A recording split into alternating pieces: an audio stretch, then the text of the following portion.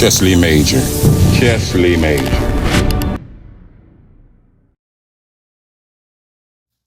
What's going on, fam? Hope all is well. Hope you're having a good and prosperous day. Peace and blessings goes out to you and your fam.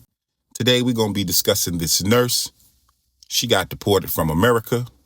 30 years in the States, never got her citizenship, and now she's out of here.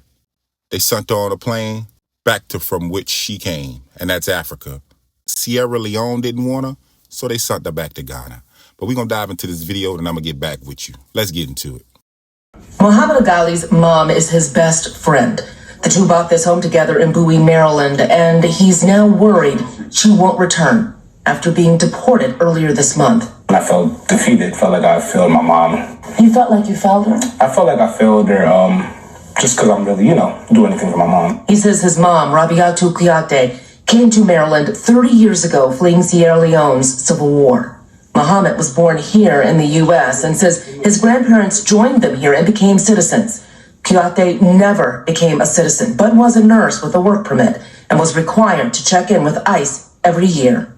But things quickly changed during her July check-in. They called her to the back.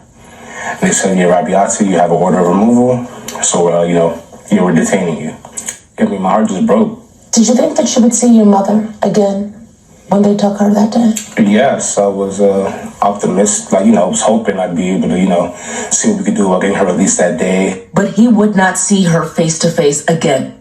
After several days, she was moved to an ICE facility in Louisiana, where she was held for months, according to her attorney. Honestly, I don't think anyone expected her to be detained just because nothing had changed with her circumstances. Immigration attorney Hannah Bridges represents Kuyate and says while she was held in Louisiana this past September, a judge granted an order saying she could not be sent back to Sierra Leone, where she says her client had been tortured.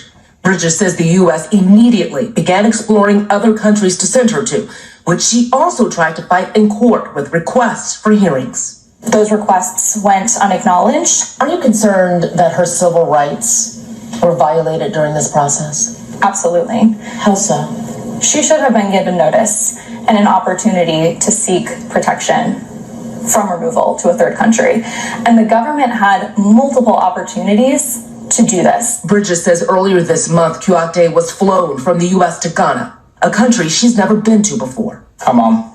Muhammad called his mother in Africa while we were with him. She says her wrists and ankles are swollen from being shackled for the 10-hour flight.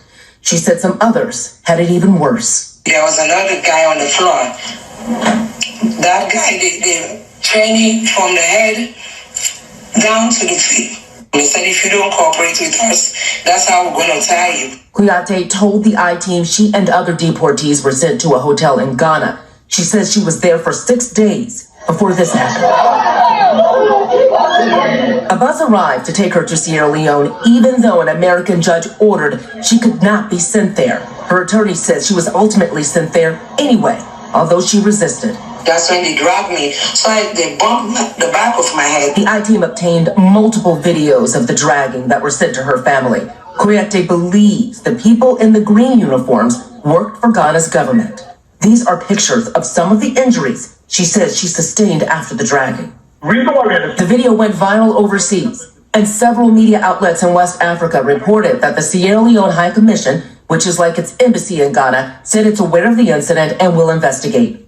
We asked the Ministry of the Interior for Ghana about this. They acknowledged our email, but didn't answer our questions. We received no response from Sierra Leone officials. I consider America my home.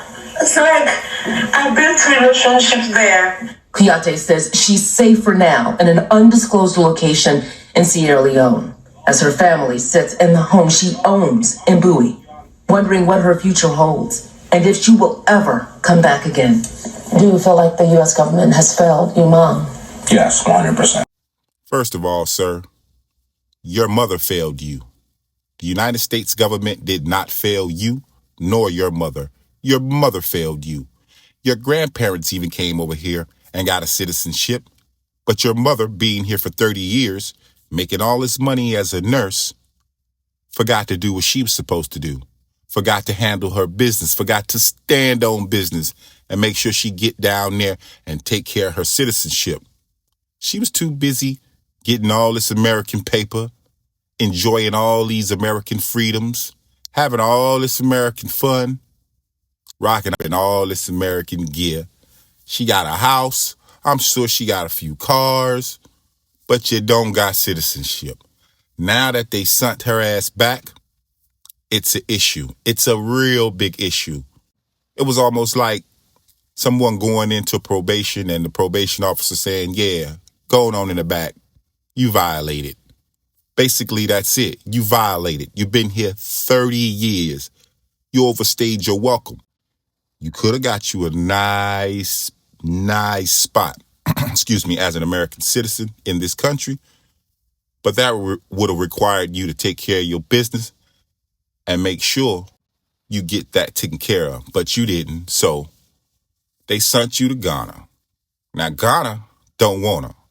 Ghana don't want her. You see what I'm saying? But they want to talk about this Pan-Africanism.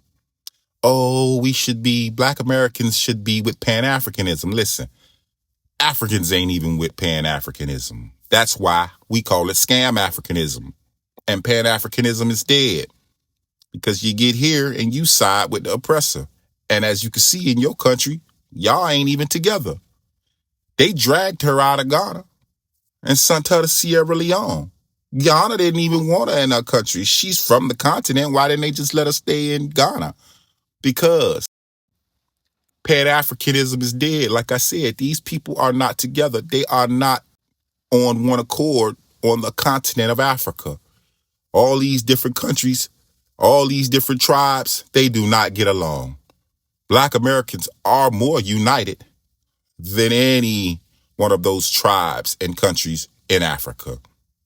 They all practice too much tribalism. But anyways, this woman here, she built her whole lifestyle around being an American. She didn't have her American citizenship paper, and now she's got to go. And her son's talking this crap. But it ain't nobody's fault but her own. See, you come over here and you talk about work harder, get your degrees and do what you're supposed to do what the white people say. And that don't matter to them.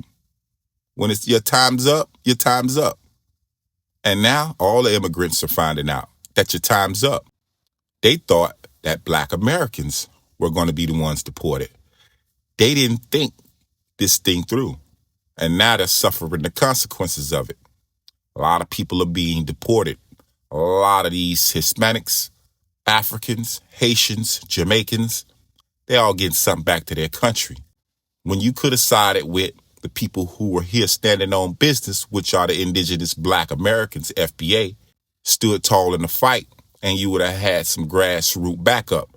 You chose to side with the mayonnaise militia. You chose to side with white supremacy, and now you're facing the music. They literally dragged her by her hands and feet up out of their country, threw her in the van, and sent her back to her country after her country told her, we don't want her back. Serra Leon don't want her. They sent her to Ghana. Ghana don't want her. She ended up back in Serra Leon anyways.